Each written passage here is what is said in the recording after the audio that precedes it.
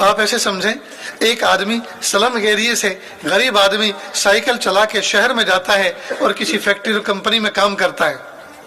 Factory वालों ने उसकी वक्त की पाबंदी, उसकी चुस्ती और फुर्ती और उसकी अमानतदारी का ख्याल करते हुए उन्होंने सोचा कि भाई ये आदमी वक्त की पाबंदी करता है और बहुत चुस्ती के साथ काम करता है, अमानतदारी के साथ काम करता है, वक्त से पहले आता है, वक्त के बाद जाता है, यकीनन ये हमारा बड़ा नमक हलाल और बहुत काम मेहनत करने वाला हमारा ये मजदूर है, कंपनी में काम करने वाला है, हमें इसको कुछ इनाम देना चाहिए। चुनांचे कंपनी का मालिक बाप अपने बच्चों से मशवरा करता है कि अब्बा इसको 1 लाख रुपए का चेक दे देते हैं। और वो दूसरे दिन जैसे वो आते हैं, उनको ऑफिस बुलाते हैं, हाथों में फूलों का गुलदस्ता, हाथ में मिठाई का एक डब्बा और एक लिफाफा देते हैं कि जी ये 1 लाख रुपए का चेक है, हम आपको खुश होकर आपकी कारकर्दगी के ऊपर खुश होकर हम आपको गिफ्ट और इनाम पेश करते हैं। अब उस आदमी ने यकमुश्त कभी 1 लाख रुपए देखे नहीं, 1 लाख रुपए का चेक देखा नहीं, वो बड़ा खुश हुआ। उस दिन दोपहर का खाना भी भूल गया, भूख ही नहीं लगी, साइकिल चला के तेज तेज कदमों से अपने घर आया और बीवी को कहा, नेक बख्त देखो अल्लाह पाक मेरे कितने करीम है, अल्लाह पाक ने मुझे जी यकमुश्त 1 लाख रुपए का चेक दिया है, मुझे इनाम में मिला है। देखो आज छुट्टी का दिन है या कल बैंक की छुट्टी का दिन है, परसों में इसको सबमिट कराऊंगा और इसको कैश करा के आऊंगा और 1 लाख रुपए मेरे हाथों में होंगे। बहुत दिनों से मैंने तुम्हारे कपड़े कुछ सिलवाने के लिए, बच्चों के जूते चप्पल लाने के लिए मैंने इरादा और नियत कर रखी है, अल्लाह ताला इंशाल्लाह पिछले सारे के सारे कर्जे अदा करवाएंगे। अब वो लिफाफा वो अपनी बीवी को देते हैं और कहते हैं इसको जरा संभाल के रखो, वो चेक अपनी बीवी को देते हैं, इसको संभाल के रखो, कल मुझे इसको बैंक में डालना है। अल्लाह की शान, वो उसको एक बड़े से एनवलप में रखती है जिसकी कीमत मुश्किल से 1 रुपया होती है, फिर उसको एक पन्नी की थैली में लपेटती है जिसकी कीमत 4 आने 8 आने होती है, फिर उसको अपने कंधे के शोल्डर बैग में पर्स में रखती है जिसकी कीमत 200-300 रुपए होती है, और फिर उस पर्स को अलमारी में रखकर ताला लगा के चाबी की हिफाजत दिलो जान से करती है। तो दोस्तों असल तो उसको हिफाजत किसकी करना है? 1 लाख रुपए के चेक की, लेकिन 1 लाख रुपए के चेक के साथ साथ 1 रुपए के लिफाफे की भी हिफाजत हो रही है जिसमें वो रखा हुआ है,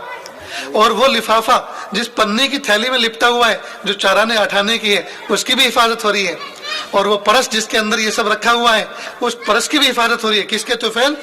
1 लाख रुपए की चेक के तुफैल।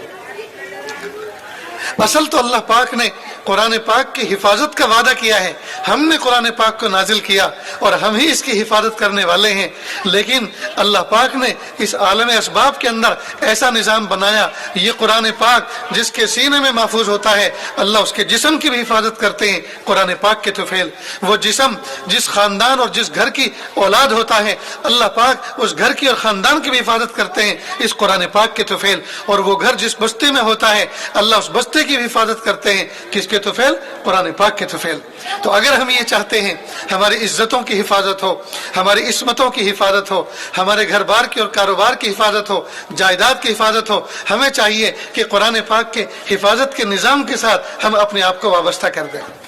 जहाँ अल्लाह पाक कुरान पाक की हिफाजत फरमाएंगे उसी के साथ साथ अल्लाह पाक मेरी और आपकी भी हिफाजत फरमाएंगे। तो दोस्तों कुरान पाक की हिफाजत ये कोई मामूली चीज नहीं है, ये कोई मामूली चीज नहीं है। कुरान पाक का हिफ्ज करना और कुरान पाक के हिफ्ज के साथ साथ अल्लाह की तरफ से हिफाजत का वादा शामिल हाल होना और अल्लाह की तरफ से इनामात की बारिशें होना ये कोई मामूली चीज नहीं है।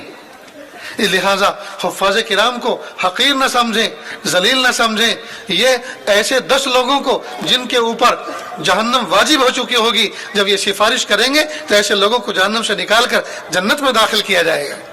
ये कोई मामूली सआदत की बात है?